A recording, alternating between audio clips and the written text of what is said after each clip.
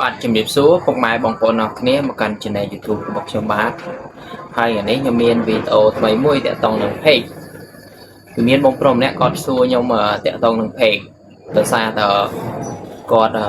ចេះបង្កើត page ទេប៉ុន្តែគាត់ចេះចុចទៅគាត់ចេះបង្កើត page ច្រើនណាស់អ្នកគ្នា2 3នោះអញ្ចឹងទៅ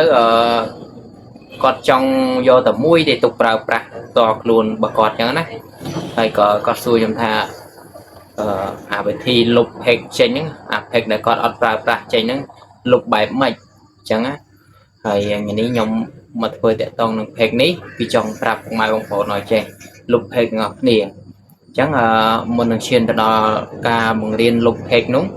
គឺជួយ like subscribe ខ្ញុំម្នាក់មួយផងដើម្បីខ្ញុំមានកម្លាំងចិត្តធ្វើវីដេអូបន្តទៀតអញ្ចឹង let's go ចូលទៅទស្សនាទាំងអស់គ្នាបាទអញ្ចឹងជាដំបូងបងប្អូនចូលមកក្នុង page របស់យើងដែលចង់លុបនឹងមកបាទបងប្អូនចូលមកហើយបងប្អូនចុចទៅត្រេ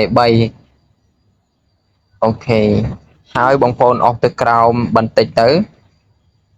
ឃើញសញ្ញារូបកងចក្រមួយចុចតាមសញ្ញាពួរខ្ញុំនឹងក៏បានដែរបងប្អូនសម្រាប់បងប្អូនណាដែលគាត់អត់ចេះសោះតែហ្មងណាគាត់អត់យល់អញ្ចឹងទៅគាត់មើលតាមសញ្ញាព្រួយខ្ញុំនឹងមកយើងចុចមកអូខេហើយអស់ទៅលើវិញតិចអញ្ចឹងនេះអាពាក្យការកំណត់គេដាក់ខាងក្រោមរូបកងចក្រហ្នឹងបងប្អូនចុចតាមខ្ញុំដាក់សញ្ញាព្រួយហ្នឹងមក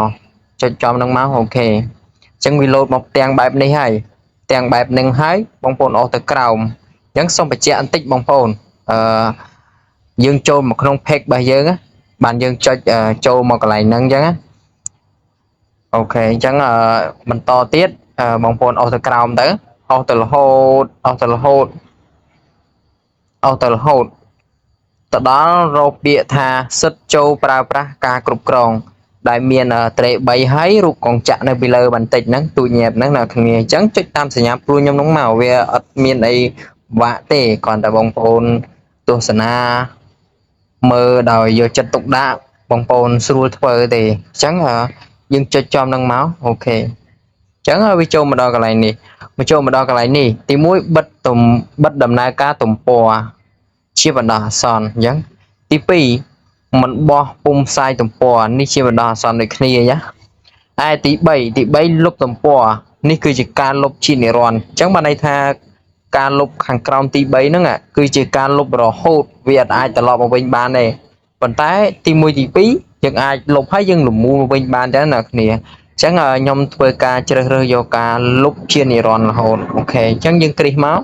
ហើយយើងចុចបន្តអូខេចូលមកដល់កន្លែងនេះបងប្អូនមិនបាច់ធ្វើអ្វីទាំងអស់ណាបងប្អូនគ្រាន់តែចុចបន្តអូខេ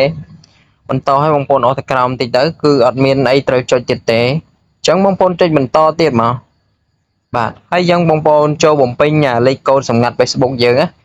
Facebook ដែលយើងបង្កើតហើយយើងយកមកបង្កើត page ហ្នឹងអញ្ចឹងបងប្អូនបំពេញលេខកូដ Facebook យើងនឹងមកណាអញ្ចឹងខ្ញុំធ្វើការបំពេញលេខកូដ Facebook ខ្ញុំសិនអញ្ចឹងឥឡូវនេះគឺថាខ្ញុំបំពេញលេខកូដ Facebook របស់ខ្ញុំហើយខ្ញុំនឹងធ្វើការចុចបន្តទៀតអូខេអញ្ចឹងចូលមកដល់ចំណុចនេះគឺអត់មានអីទៀតទេបងប្អូនគ្រាន់តែចុចលុបទំព័រចោលខាងលើនេះបងប្អូនគ្រាន់តែចុចទៅអូខេរងចាំបន្តិចបងប្អូនអរគ្នាបាទអញ្ចឹងឥឡូវនេះគឺថាយើងបានខ្ញុំចូលទៅមើលសិនតើការលុបរបស់ខ្ញុំនឹងត្រឹមត្រូវឬអត់ឬក៏បាត់អត់បាទអញ្ចឹងpage របស់ខ្ញុំបាត់ហើយណាគ្នាអញ្ចឹងវាលោតមកសញ្ញាបែបហ្នឹងមិនបាច់ភ័យណាគ្នាដោយសារតែយើងលុប page យើងទៅវាឲ្យយើងលុបចូលម្ដងទៀតអញ្ចឹងវីដេអូមួយនេះគឺអត់មានអីច្រើនទេកុំភ្លេចជួយ like subscribe ខ្ញុំម្នាក់មួយផង